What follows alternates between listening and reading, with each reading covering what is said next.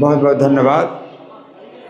सब लोग हाथ जोड़ें और मेरे पीछे बोलेंगे ओम नमो भगवते वासुदेवाय।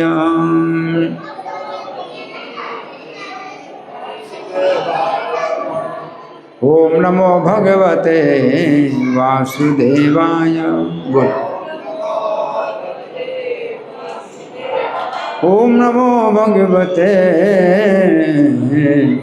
वासुदेवाय।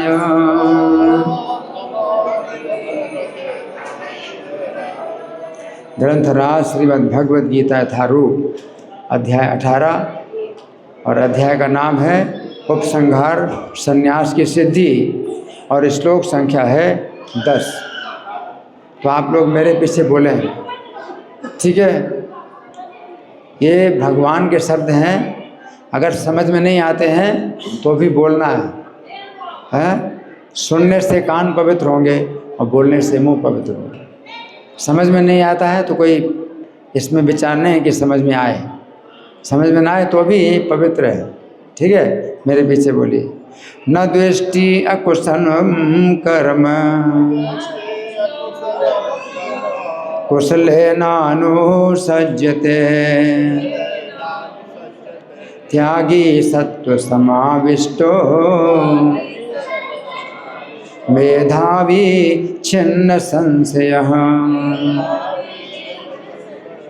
न द्वेष्टि अकुशलम कर्म कुशलेनानुसज्जते त्यागी सत्व समाविष्टो मेधावी छिन्न संशयः। न द्वेष्टि कुशलम कर्म कुशलेनानुसज्जते त्यागी सत्व समाविष्टो मेधावी छिन्न संशयः।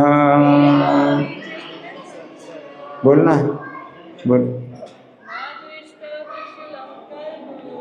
द्वेष्टि कुशलम कर्म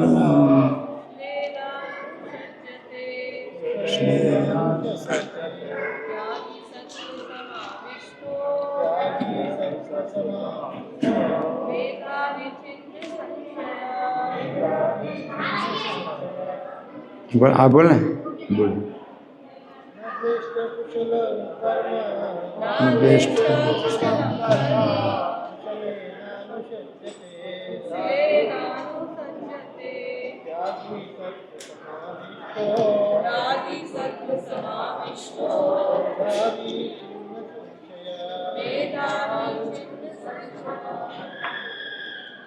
शब्दार्थ बोलिए मेरे पीछे, सब लोग मेरे पीछे बोलेंगे, ठीक है। न नहीं द्वेष्टि घृणा करता है, अकुशलम अशुभ कर्म कर्म कुशले शुभ में न तो अनुसज्जते आसक्त होता है त्यागी सत्वगुण में समाविष्टः लीन मेधावी बुद्धिमान छिन्न हुए संशयः समस्त संशय या संदेह। आप अनुवाद मेरे पीछे बोलिए। सतोगुण में स्थित बुद्धिमान त्यागी जो ना तो अशुभ कर्म से घृणा करता है न शुभ कर्म से लिप्त होता है, वह कर्म के विषय में कोई संशय नहीं रखता।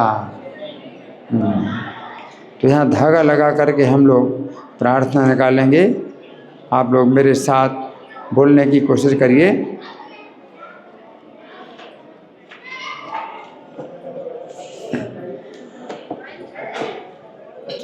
ओम अज्ञानतिमिरान्धस्य ज्ञानाञ्जनशलाकया चक्षुरुन्मीलितं येन तस्मै श्रीगुरवे नमः। श्रीचैतन्यमनोभीष्टं स्थापितं येन भूतले स्वयं रूपः कदा मह्यं ददाति स्वपदान्तिकं। वन्देऽहं श्रीगुरो श्रीयुतपदकमलं श्रीगुरून् वैष्णवांश्च श्रीरूपं साग्रजातं सहगण रघुनाथान्वितं तं सजीवं साद्वैतं सावधूतं परिजनसहितं कृष्णचैतन्यदेवं श्रीराधा कृष्णपादं सहगण ललिता श्रीविशाखान्वितांश्च। हे कृष्ण करुणा सिंधु दीनबंधो जगत्पते गोपेश गोपिका कांत राधाकांत नमोस्तुते। तप्त कांचन गौरांगी राधे वृंदावनेश्वरी वृषभानुसुते देवी प्रणमामि हरिप्रिये। वाञ्छाकल्पतरुभ्यश्च कृपा सिन्धुभ्य एव च पतितानां पावनेभ्यो वैष्णवेभ्यो नमो नमः। जय श्री कृष्ण चैतन्य प्रभो नित्यानंद श्री अद्वैत गदाधर श्रीवासादि गौर भक्त वृंद।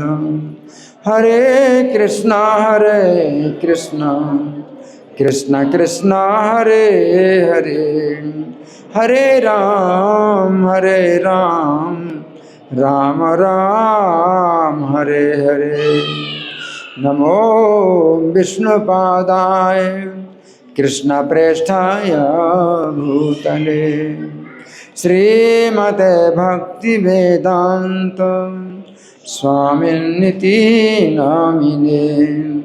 नमस्ते सरस्वती देवे गौरवाणी प्रचारिणे निर्विशेषा शून्यवादी पाश्चात्य देश तारिणे।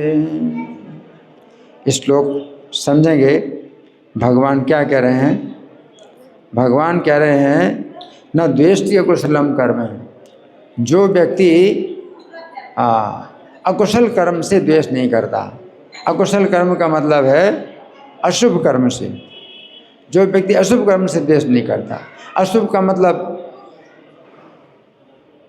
कि आपको सुविधा नहीं है, किसी कार्य में आपको असुविधा होती है, लेकिन वो कार्य आपका जो है कर्तव्य है। अगर आपका कर्तव्य है और आपको असुविधा होती है तो आप द्वेष नहीं करते, आप कर्तव्य को करते हैं, है ना। और कुशले नानु सज्जते, और किसी कार्य में आपको बड़ी सुविधा है ना, तो उसमें आप आसक्त नहीं होते। इसका मतलब यह है कि जो करना चाहिए वो आप करेंगे, चाहे आपको असुविधा हो या सुविधा हो, है ना। तो ये जो है मतलब भगवान कह रहे हैं कि जो व्यक्ति जो है आसक्त नहीं होता है कि कोई कर्म में जो है आपको ज़्यादा सुविधा होती है या कि असुविधा होती है, इसमें आसक्त नहीं होता है। जैसे कि मान लीजिए कि व्यापार में आपका कोई व्यापार है, व्यापार कर रहे हैं और व्यापार में कभी जो है दिक्कतें होती हैं, कई प्रकार की दिक्कतें होती हैं, है ना।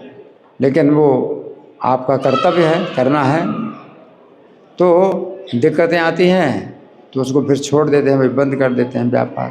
या कोई नौकरी है, नौकरी में भी जो है कई दिक्कतें आती हैं तो नौकरी छोड़ देते हैं।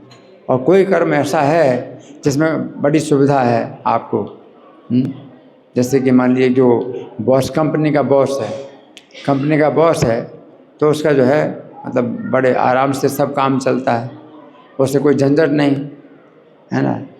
तो आप चाहते कि भाई मैं तो बॉस बन जाऊँ, लेकिन वो आपका कर्तव्य नहीं है, वो तो आपका कर्तव्य नहीं है ना।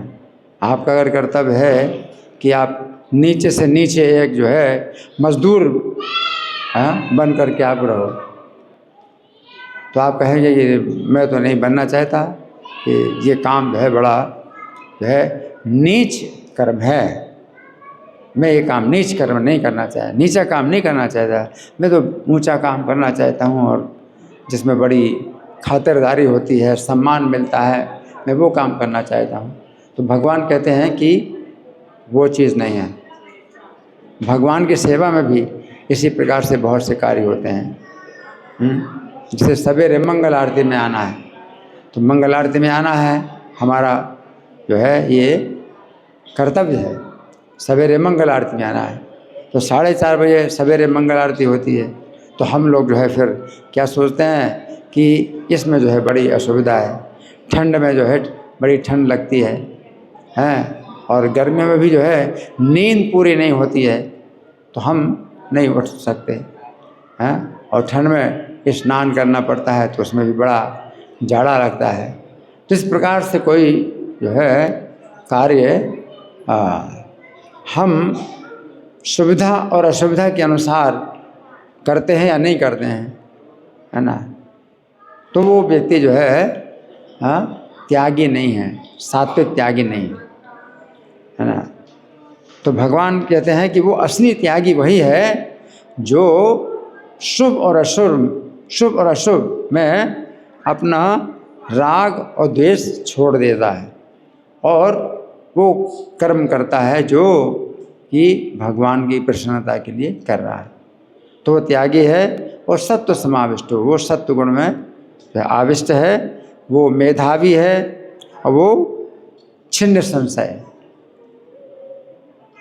उसके सब संशय जो है छिन्न हो चुके हैं, है ना। तो हम सुनेंगे प्रभुपाद तात्पर्य में क्या लिखते हैं। श्रील प्रभुपाद की जय।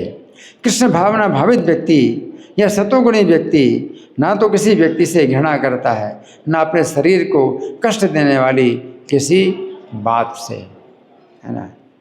तो कष्ट देने वाली बहुत सी बातें होती हैं, है ना, जिससे कि, है ना, जैसे कई लोग जो है जाते हैं ऑफिस में जाते हैं तो ट्रेन से जाना पड़ता है अपने ऑफिस पर, ट्रेन से वापस आना पड़ता है, तो बड़ी असुविधा होती है ना। तो ऐसे शारीरिक कष्ट जो है जब मिलता है तो उसको जो है उससे नफरत नहीं होती है।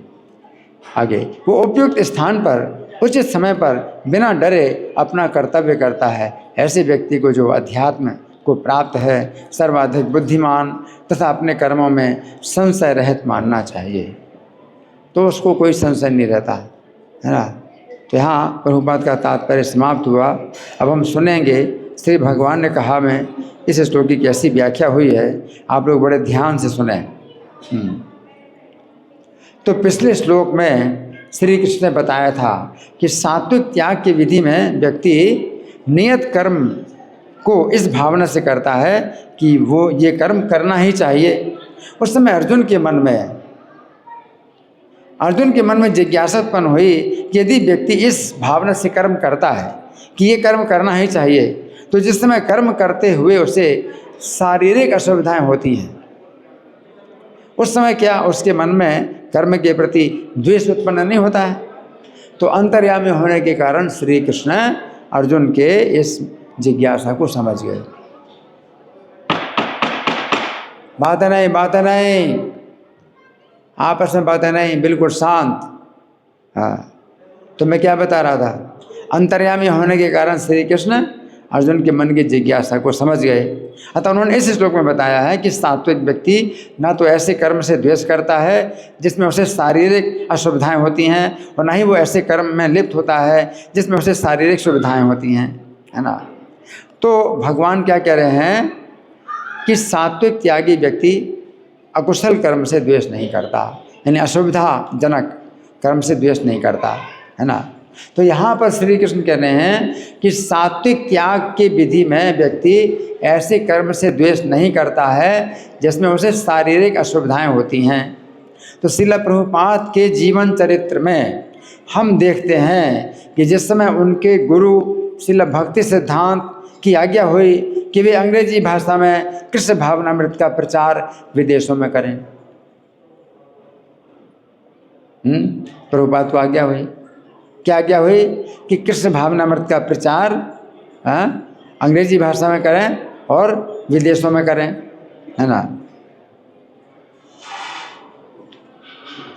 और जिस समय ऐसा अवसर आया कि वे श्रीमती मुरारजी के मालवाहक जहाज में बैठकर अमेरिका जा सकते हैं। अब उनके पास तो पैसा था नहीं, अगर उनके पास पैसा होता तो प्लेन से चले आते अमेरिका, उनके पास तो पैसा था नहीं। तो उनको अवसर मिला कि एक मालवाहक जहाज, पानी के जहाज से अमेरिका जा सकते हैं। अब पानी के जहाज से एक तो बहुत लंबे दिन की यात्रा होती है, बाई प्लेन आप जाएं तो कितने घंटे पहुंच जाएंगे यहाँ से अमेरिका, हैं 24 घंटे में, 24 घंटे पहुंच जाएंगे। और मालवाहक जहाज से अमेरिका पहुंचेंगे 40 दिन, है ना। तो प्रभुपाद ने जो है इस बात से द्वेष नहीं किया कि 40 दिन की यात्रा होगी मालवाहक जहाज से। अब पैसा नहीं है और फ्री में उनको जो है वो सीट मिल रही है मालवाहक जहाज, पानी के जहाज में, कि अमेरिका चले जाएं, तो उन्होंने द्वेष नहीं किया, है ना। तो उस समय उन्होंने इस कार्य को नियत कर्म समझकर किया, यद्यपि इस कार्य में उनके शरीर के लिए अनेक असुविधाएं थीं, परंतु उन्होंने इस कार्य को अपने लिए नियत कर्म समझकर किया। उस समय श्रीमती मुरारजी ने ये कहकर मना कर दिया कि श्रील प्रभुपाद अभी 70 वर्ष के वृद्ध हैं। वो माता जी मुरारजी, श्रीमती मुरारजी ने मना किया, क्या आप 70 साल के वृद्ध हैं, इसलिए अमेरिका में जाकर कुछ भी नहीं कर पाओगे। तो सुमति चाह रही थी कि श्रील प्रभुपाद भारत में रहकर श्रीमद् भागवत पूरा करें ना। अमेरिका में जाकर उन्हें जीवन का अत्यंत संकट प्राप्त होगा, परंतु श्रील प्रभुपाद ने श्रीमती मुरारजी को आश्वस्त किया कि वे अमेरिका में कृष्ण भावनामृत का प्रचार करके सुरक्षित रूप से भारत लौट आएंगे। प्रभुपाद ने आश्वासन दिया। क्यों? क्योंकि उनको चिंता थी कि मैं आपको अमेरिका भेज दूं और अमेरिका में आपको मान लो आपका शरीर छूट गया तो कलंक मुझे लगे। तो प्रभुपाद ने क्या कहा, नहीं आपको कलंक नहीं लगा, मैं सुरक्षित रूप से वापस आऊँगा। प्रभुपाद ने श्रीमती मुरारजी को आश्वासन दिया, है ना। उस समय श्रील प्रभुपाद के पास धन नहीं था, उनके साथ ना तो उनकी स्त्री थी, ना पुत्र थे और ना ही कोई सहायक था। वे अपने पुराने जीवन से महत्वपूर्ण विच्छेद कर रहे थे, हाँ। और वे वृद्ध थे, एक अज्ञात देश को जा रहे हैं जहाँ उनका कोई स्वागत नहीं करने वाला। अमेरिका में उनका कोई स्वागत नहीं करेगा, उनकी वेशभूषा को देख करके भी कोई नहीं सोचेगा। भारत में तो गेरुआ कपड़े पहन करके आप निकल जाएं, है ना, तो कोई जो है बदमाश भी हो तो भी साधु समझ करके लोग बड़ा सम्मान करते हैं। अमेरिका में ये इनका कोई सम्मान नहीं कि गेरुआ कपड़े पहन करके जाएंगे। तो प्रभुपाद ऐसे अमेरिका देश में जा रहे थे, निर्धन और अज्ञात बनकर भारत में रहना और बात थी। अगर निर्धन है, अज्ञात है, साधु है तो भी लोग सम्मान करते हैं, लेकिन यहाँ सम्मान, सन्यासी का सम्मान किया जाता है, लेकिन अमेरिका में सब कुछ बिल्कुल अलग होगा। वे वहाँ के कोई नहीं होंगे, एक विदेशी होंगे, फिर वहाँ साधुओं की कोई परंपरा भी नहीं, मंदिर नहीं है, निःशुल्क आश्रम भी नहीं।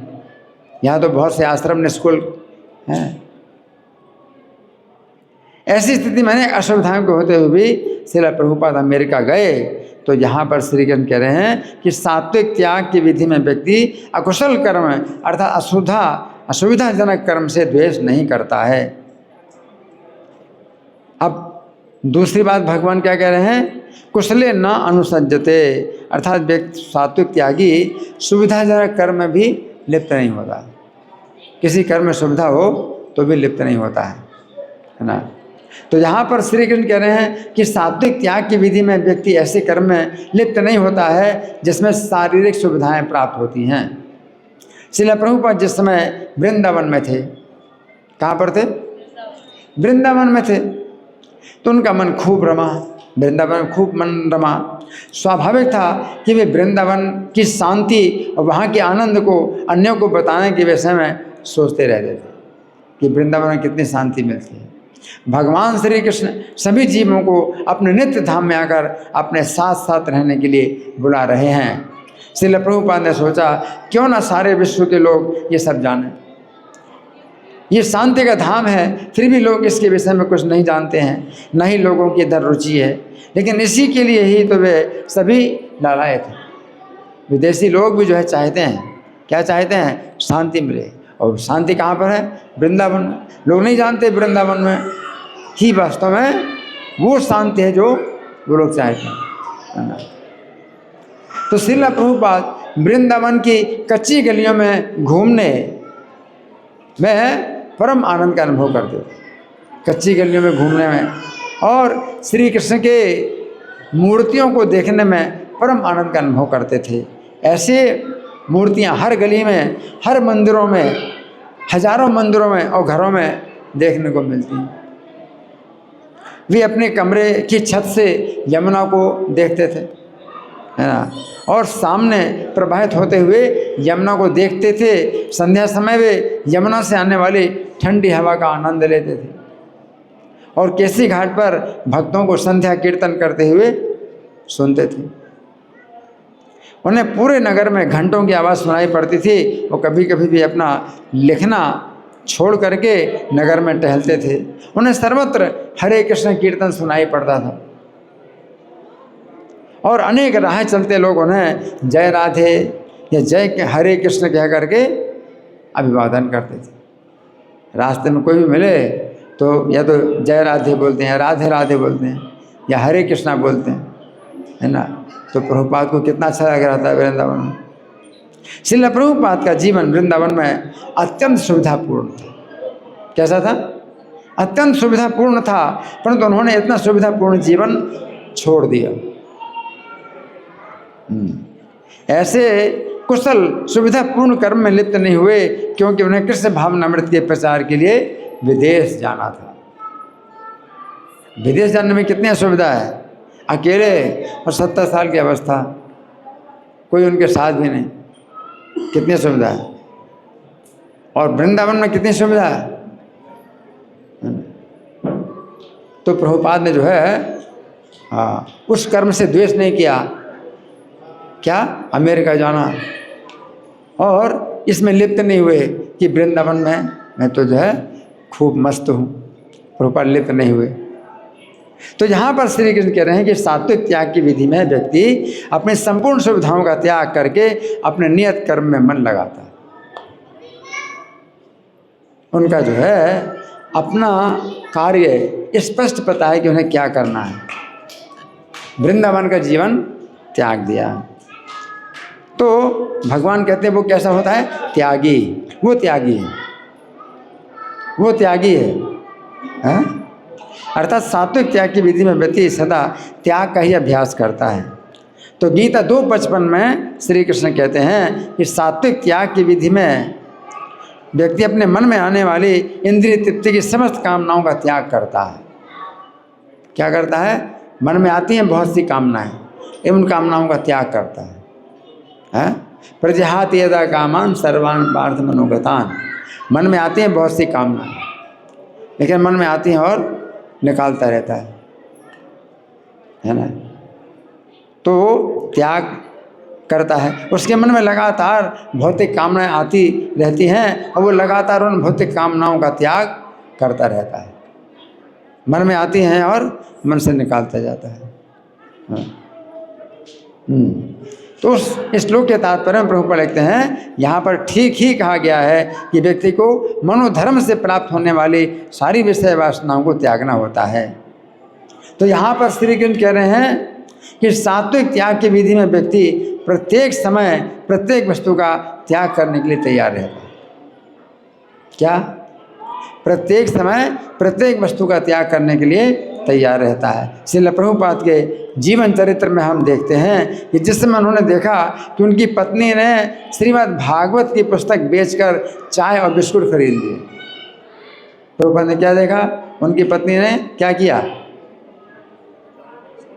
श्रीमद् भागवत की किताब बेच दी और चाय और बिस्कुट खरीद ली, है ना। उस समय उन्होंने अनायास ही अपने परिवार और व्यापार का त्याग करने का संकल्प कर लिया, अनायास, तुरंत। अब एक सेकंड भी नहीं रहना है मुझे, नहीं तो उसके पहले सोच रहे थे चलो ये कुछ तो सीखेगी, कुछ तो सीखेगी, कुछ तो सिखाऊं, लेकिन जब सीमा से बाहर हो गई बात तो फिर तुरंत छोड़ दिए। तो फिर संकल्प कर दिया, अपने परिवार और व्यापार का त्याग करने का संकल्प कर लिया। तो यहाँ पर श्री कृष्ण कह रहे हैं कि सात्विक त्याग की विधि में व्यक्ति सदैव कुछ भी त्याग करने के लिए तैयार रहता है ना। अब भगवान कह रहे हैं सत्व समाविष्ट, अर्थात वह सत्व में यानी ज्ञान में आवेशित रहता है ना। तो यहाँ पर श्री कृष्ण कह रहे हैं कि सात्विक त्याग की विधि में व्यक्ति ज्ञान के द्वारा समाविष्ट रहता है। तो यहाँ पर समाविष्ट शब्द का अर्थ क्या है, अच्छी प्रकार से आविष्ट, सम आविष्ट। सम का मतलब है अच्छी प्रकार से, आविष्ट मन आवेशित। जिस प्रकार तांबे का तार विद्युत से आवेशित हो जाता है तो तांबे की तरह काम नहीं करता। तांबे के तार में जब बिजली प्रवाहित होती है, अब तांबे के तार का काम नहीं करता, वो विद्युत का काम करता है, छुओगे तो करंट लगेगा। उसी प्रकार सात्विक त्याग की विधि में व्यक्ति ज्ञान से अच्छी प्रकार आवेशित होने के कारण अपनी पहचान शरीर से नहीं करता। ज्ञान का आवेश है, सत्व समाविष्ट, ज्ञान में आवेशित है वो, है ना। आवेशित है ज्ञान में, इसलिए अपने को शरीर नहीं समझता। तो जिनके अंदर ज्ञान का आवेश नहीं है तो अपने को शरीर समझते हैं, है ना। तो ज्ञान में आवेशित है वो, है ना, तो अपने को शरीर नहीं समझता, बल्कि शरीर के अंदर स्थित जीवात्मा के रूप में अपनी पहचान करता है। तो गीता 13:12 में श्री कृष्ण कहते हैं कि सात्विक त्यागी व्यक्ति अध्यात्म ज्ञान में नित्य स्थित रहता है। अध्यात्म ज्ञान नित्यत्व, क्या, अध्यात्म ज्ञान में हमेशा रहना, है ना। तो उस श्लोक के तात्पर्य में प्रभुपाद लिखते हैं, जहाँ तक आत्म साक्षात्कार का संबंध है, यहाँ पर बताया गया है कि भक्ति योग ही व्यवहारिक है।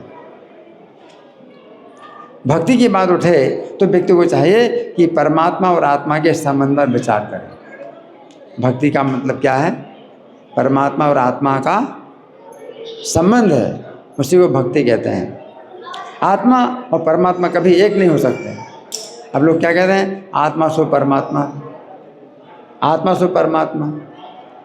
तो आत्मा और परमात्मा में कितना अंतर है, जितना जुगनू और सूर्य में। वैसे आत्मा में कुछ जो है आत्मा परमात्मा में सामान्य बातें हैं कि आत्मा भी जो है नित्य है और परमात्मा भी नित्य है, लेकिन फिर भी आत्मा जो है शरीर से बंधा हुआ है, माया के 3 गुणों से बंधा हुआ है, और परमात्मा शरीर से बंधे नहीं हैं, शरीर में स्थित रहते हैं, और वे केवल साक्षी के रूप में रहते हैं। और जीवात्मा शरीर से बंध जाता है ना। तो परमात्मा के प्रति आत्मा की ये सेवा नित्य है। तो यहाँ पर श्री कृष्ण कह रहे हैं कि सात्विक त्याग की विधि में व्यक्ति ऐसे ज्ञान में सदा आवेशित रहता है जिसमें वो अनुभव करता है कि श्री कृष्ण का मैं नित्य सेवक हूँ। हमेशा क्या सोचता है, मैं श्री कृष्ण का नित्य सेवक हूँ, है ना। तो यहाँ पर श्री कृष्ण कह रहे हैं कि सात्विक त्यागी श्री कृष्ण की सेवा के ज्ञान में सदा आविष्ट रहता है।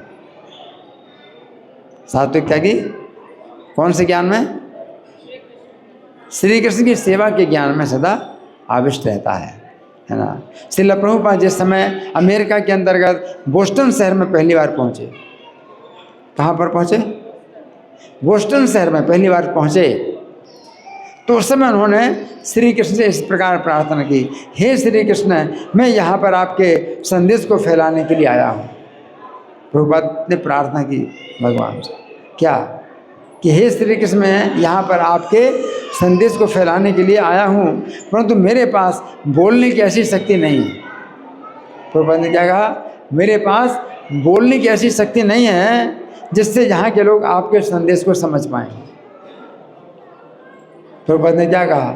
मुझे बोलने की शक्ति दीजिए ताकि आपके संदेश को ये लोग समझ पाए। कहाँ पर थे? बोस्टन में थे।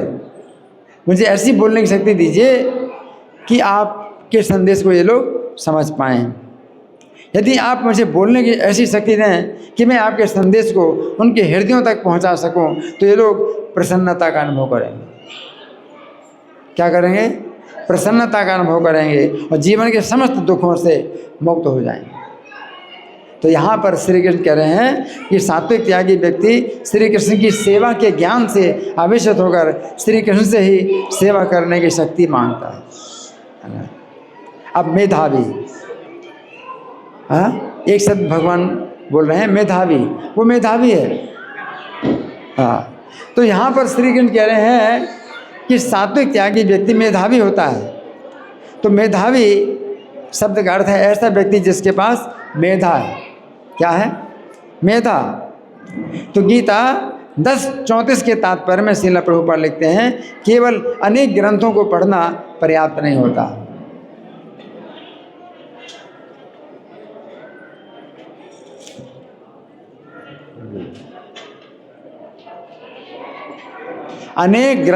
केवल अनेक ग्रंथों को पढ़ना पर्याप्त नहीं होता, बल्कि उन्हें समझकर आवश्यकता पड़ने पर उनका प्रयोग मेधा कहलाता है। अगर मैंने कुछ पढ़ा है तो जब आवश्यकता पड़ेगी तो मैं बताऊंगा इस ग्रंथ में ये बात लिखी है, तो मेधा कहलाती है। मेधा का मतलब ये है।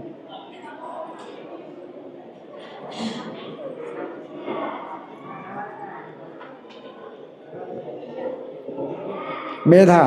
तो यहाँ पर श्री कृष्ण कह रहे हैं कि सात्विक त्यागी मेधावी होता है, अर्थात वो श्री कृष्ण के गुणों का वर्णन करते समय शास्त्रों के आधार पर अपनी प्रत्येक बात को पुष्ट करता है। शास्त्रों के आधार पर हर बात को पुष्ट करता है ना। तो यहाँ पर श्री कृष्ण कह रहे हैं कि सात्विक त्यागी व्यक्ति मेधावी होता है। ये बात समझने की है कि श्रील प्रभुपाद ने गीता के श्लोकों पर जो तात्पर्य लिखे हैं उनमें 45 ग्रंथों के प्रमाण दिए।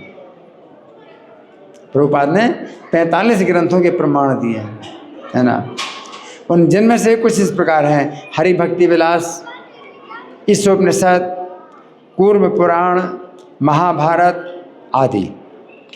तो श्रील प्रभुपाद कहा करते थे कि हमें अपने सुझाव इस प्रकार नहीं देने चाहिए कि शायद ऐसा है या शायद ऐसा हो सकता है, ऐसा नहीं, ये विधि नहीं है। हमें सदा प्रामाणिक शास्त्रों के आधार पर ही अपने कथन को पुष्ट करना चाहिए।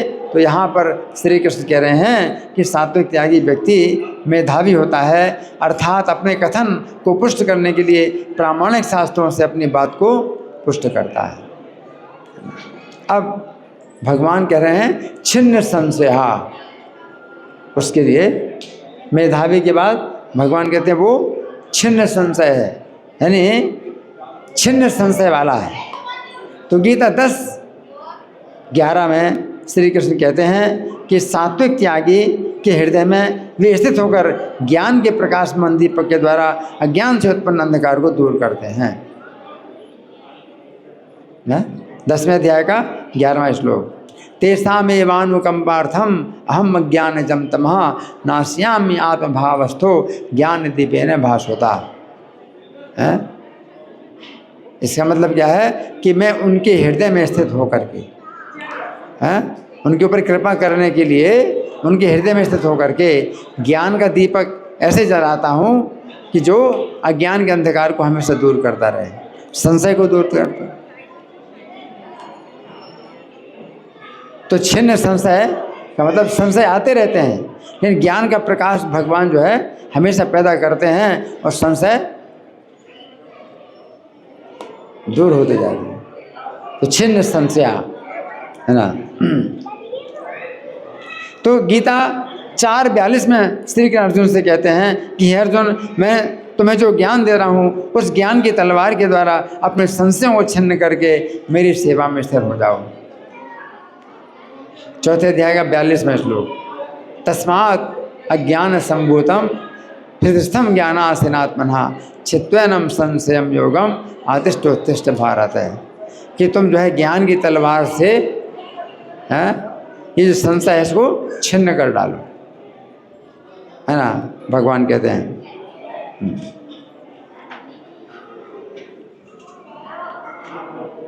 और गीता 6वें अध्याय का 39वें श्लोक के तात्पर्य में श्रील प्रभुपाद लिखते हैं, 6वें अध्याय का 39वां श्लोक, उसके तात्पर्य में प्रभुपाद लिखते हैं, समस्त संशयों का पूरा पूरा उत्तर पाने के लिए श्री कृष्ण का निर्णय अंतिम और पूर्ण है। जो कृष्ण ने कहा है वही पूर्ण है, अंतिम है, क्योंकि वे भूत वर्तमान और भविष्य के ज्ञाता हैं। कौन कौन ज्ञाता हैं?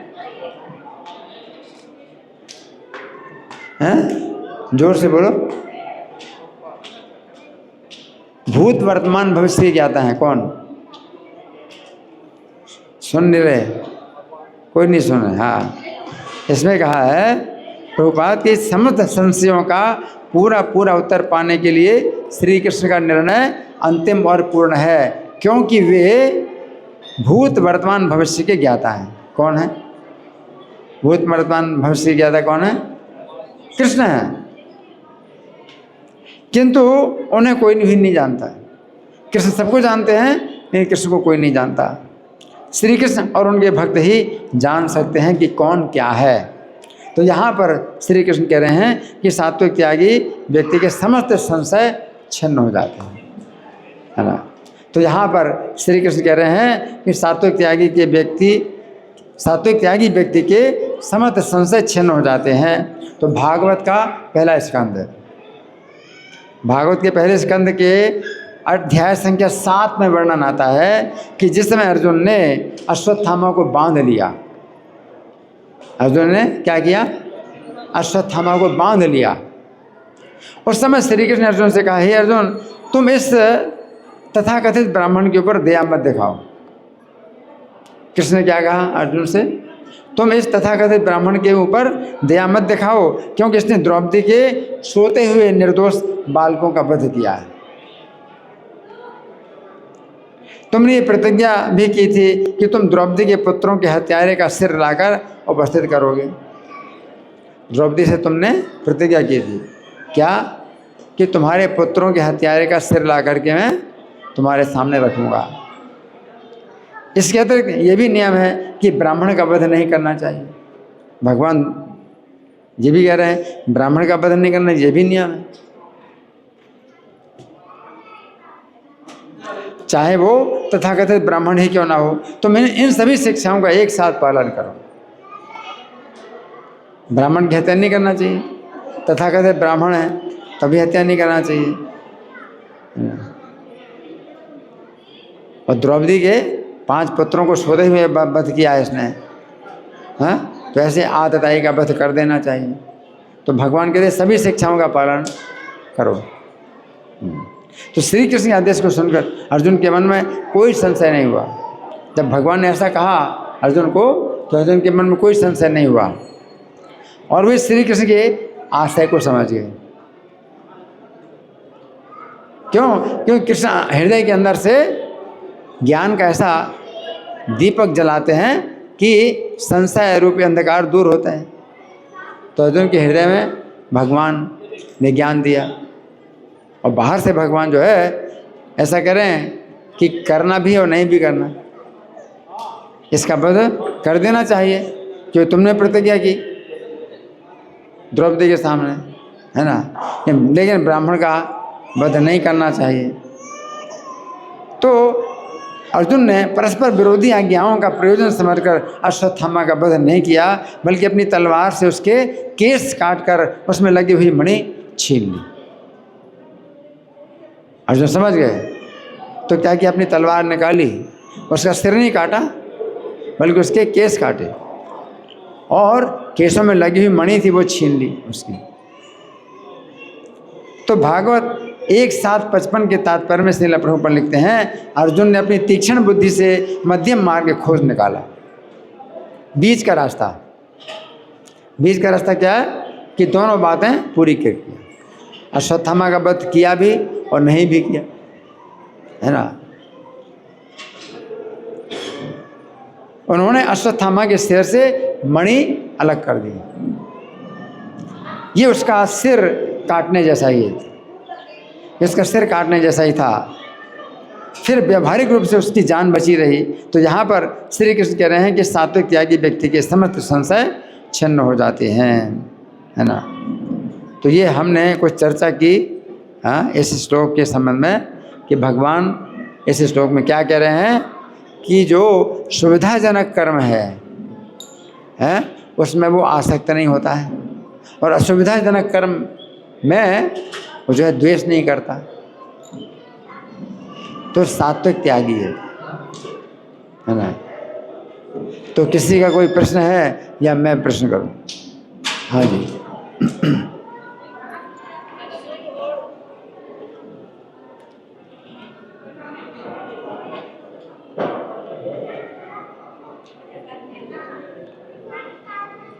हरे कृष्ण प्रभु जी, अशुभ और शुभ कर्म में थोड़ा सा डिफरेंस। हाँ, शुभ और अशुभ कर्म में क्या अंतर है वो मैंने बताया, कौन बताएगा? आप बताएंगे? हाँ, शुभ कर्म अशुभ कर्म में क्या अंतर है? हमने जो बताया यहाँ पे है। दो माइक। अशुभ कर्म यानी जिस कर्म को करने में कोई तकलीफ होती है, कुछ असुविधा होती है, फिर भी अगर उसमें हाँ, शारीरिक असुविधा तो वो क्या है, अकुशल कर्म है। अकुशल कर्म में सारी आराम मिलता है ना। तो इसका उदाहरण हमने प्रभुपाद का दिया। उनके लिए कुशल कर्म क्या था, अकुशल कर्म क्या था? माइक। हाँ हाँ, शुभ या शुभ ही मतलब शुभ कर्म, तो उनके लिए शुभ कर्म या कुशल कर्म या सुविधाजनक कर्म, तीनों शब्द हैं। देखिए, सुविधाजनक कर्म या कुशल कर्म या शुभ कर्म, उनके लिए क्या था? माइक दो।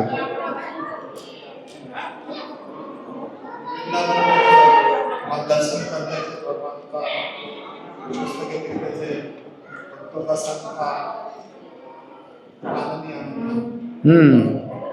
कुशल कर्म। और अकुशल कर्म क्या था? उनको विदेश में यात्रा करनी पड़ी, तो उनके गुरु का आदेश था, उनके गुरु भक्ति सिद्धांत सरस्वती ठाकुर का आदेश था कि तुम्हें अंग्रेजी भाषा में कृष्ण भावनामृत का प्रचार करना है विदेशों में जाकर के। इसमें कितनी असुविधा है। तो ये क्या हुआ? अकुशल कर्म हुआ या अशुभ कर्म हुआ। तो उन्होंने इससे द्वेष नहीं किया। और फिर अमेरिका कैसे जाना था? कौन से जहाज से? पानी के जहाज से, पानी के जहाज से, मालवाहक जहाज से। और उनकी तबीयत भी बहुत खराब हुई, प्रभुपाद की तबीयत भी बहुत खराब हुई। और उस जहाज में जब प्रभुपाद की तबीयत खराब हुई तो उन्होंने किसी भी कर्मचारी को बताया नहीं कि मेरी तबीयत खराब है। क्यों नहीं बताया? माइक। वो तो कहेंगे कि पहले से ही आपको मना किया था, हाँ, आप मत जाइए, हाँ, आप इतना उम्र आपकी इतने बूढ़े हैं, वहाँ क्या बात नहीं। हाँ। तो उसमें जो है बड़ी लज्जा की बात थी। तो किसी कर्मचारी को नहीं बताया, केवल कृष्ण से प्रार्थना की कि आप रक्षा करिए।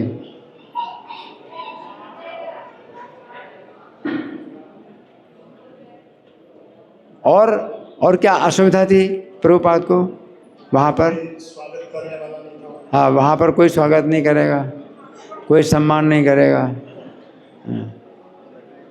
उनके पास पैसा भी नहीं, उनके पास कोई सहायक भी नहीं।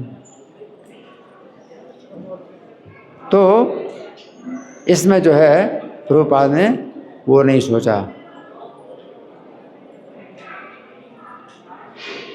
और फिर वो सत्व समाविष्टो, हमने इसकी कैसे व्याख्या की? सत्व समाविष्टो, वो सत्व यानी ज्ञान में समाविष्ट है। इसकी कैसे व्याख्या की? कौन बताएगा? माइक दो।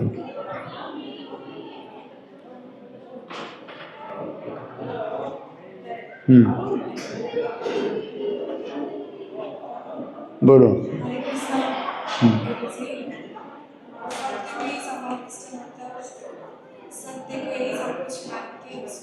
है? सत्य में स्थित हो जाना, सत्य में स्थित हो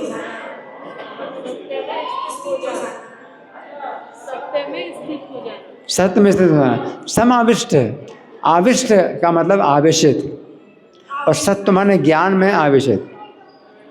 और कैसा ज्ञान? आवेशित ज्ञान में आवेशित। कैसा ज्ञान? सात्विक ज्ञान। सात्विक ज्ञान। सात्विक ज्ञान का मतलब क्या होता है? हाँ, वो भी है, लेकिन साथ साथ अपनी पहचान जो है शरीर के साथ नहीं करना, वो सात्विक ज्ञान। परमात्मा के साथ, और परमात्मा के साथ भी हमें अपनी पहचान नहीं करना। परमात्मा जीवात्मा में बहुत अंतर है। शरीर के साथ भी पहचान नहीं करना कि मैं शरीर हूँ, वरना अपनी पहचान परमात्मा के साथ करना कि मैं परमात्मा हूँ। कई लोग हैं शरीर के साथ अपनी पहचान नहीं करते हैं, तो एक ज्ञान तो उनके पास सही है, तो दूसरा गलत ज्ञान होता है कि मैं परमात्मा हूँ। एक अज्ञान से आप जो है निकले और दूसरे अज्ञान में फंस गए कि मैं परमात्मा हूँ। इसलिए हमें जो है ज्ञान में अगर आविष्ट होना है तो अपने को शरीर भी नहीं समझना है, अपने को परमात्मा भी नहीं समझना है। हैं? भक्ति का मतलब ये है आत्मा का परमात्मा के साथ में जो संबंध होता है वो भक्ति कहलाती है। इसके बाद मेधावी। मेधावी जो भगवान कह रहे हैं कि वो मेधावी है, तो मेधावी का अर्थ क्या है? बुद्धिमान। और मेधावी का अर्थ जिसके पास मेधा है, जिसके पास मेधा है उसको मेधावी कहते हैं, है ना। और मेधा का मतलब क्या है?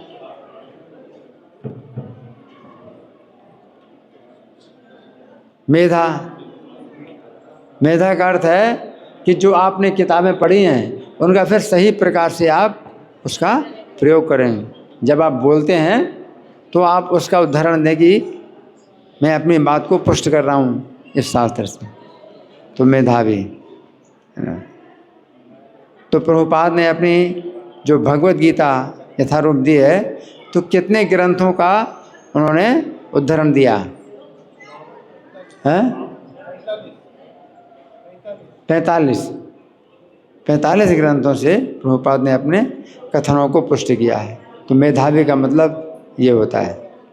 ऐसा नहीं होता है कि शायद ऐसा हो सकता है, मुझे ऐसा लगता है शायद ऐसा होगा वैसा होगा, नहीं। जो कुछ भी मुझे लगता है वो शास्त्र में इस प्रकार से बताया गया है। तो मेधावी। इसके बाद छन्न संशया। तो छन्न संशय वाला, तो इसका क्या अर्थ है? जिसके संशय छिन्न हो गए, है ना। तो जिसके संशय छिन्न हो गए हैं, तो इस तरह से हम इसकी चर्चा हमने कैसे की? कौन बताएगा?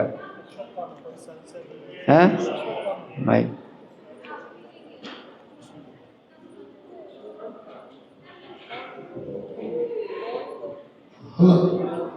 अश्वत्थामा को जब अश्वत्थामा को जब बांध लिया अर्जुन ने, हैं, तो भगवान ने अर्जुन को आदेश दिया। पहला आदेश क्या दिया? इसका वध कर दो। इसका वध कर दो। क्यों? इस माइक दो, माइक दो। द्रौपदी ने पुत्रों को मारा था। द्रौपदी के पुत्रों को, हाँ, सोते समय पुत्रों को मारा, तो हत्या कर दी, तो उसका वध कर दो। हाँ, पहली आज्ञा ये दी, दूसरी आज्ञा भी दी, ब्राह्मण को नहीं मारना। नहीं वो तो बाद में है। दूसरी आज्ञा ये दी कि तुमने वचन दिया द्रौपदी को कि तुम्हारे पुत्रों के हत्यारे का मैं सिर ला करके हाँ तुम्हारे सामने लाऊंगा। और फिर तीसरा आदेश क्या दिया? हाँ बताओ, तीसरा आदेश है? हाँ, ब्राह्मण चाहे वो सही ना हो, तथाकथित ब्राह्मण हो, तो भी उसके वध नहीं करना चाहिए। और भगवान कहते हैं इन सभी आदेशों का पालन करो। तो अर्जुन की परीक्षा ले रहे हैं, है ना? तो अर्जुन उस समय क्या किया? हाँ जी, इनको माइक। उसकी सर से मणि निकाली जिससे कि उसका वध भी हो गया और नहीं भी हुआ। उसके केस काट दिए, सिर के बाल काट दिए। सिर काटना था, सिर काटने की बजाय उसके सिर के बाल काट दिए और मणि ले ली जो उसके सिर में जन्म से पैदा हुई थी, वो मणि ले ली। तो इस प्रकार से भगवान ने अश्वत्थामा का वध भी किया और वध नहीं भी किया, है ना? तो जो अर्जुन ने ऐसा कार्य किया तो भगवान ने तो जो है अर्जुन की परीक्षा ली थी, लेकिन अर्जुन परीक्षा में पास हुए। इस संबंध में गीता में भगवान कुछ बताते हैं कि कैसे अर्जुन कोई भक्त के संशय दूर होते हैं। तो भगवान ने क्या बताया गीता में, कहाँ पर क्या बताया है? 10वें अध्याय का 11वां श्लोक, 10वें अध्याय का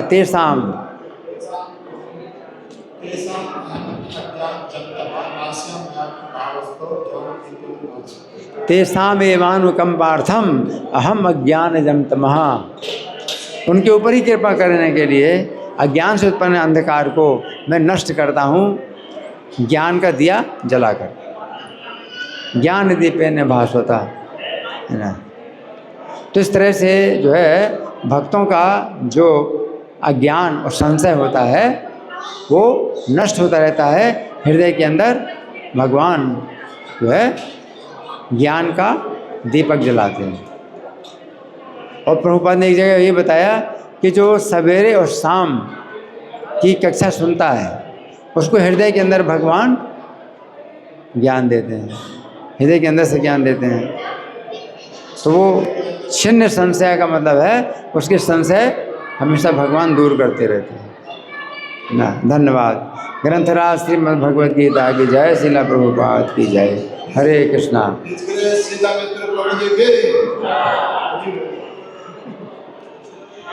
हरि बोल।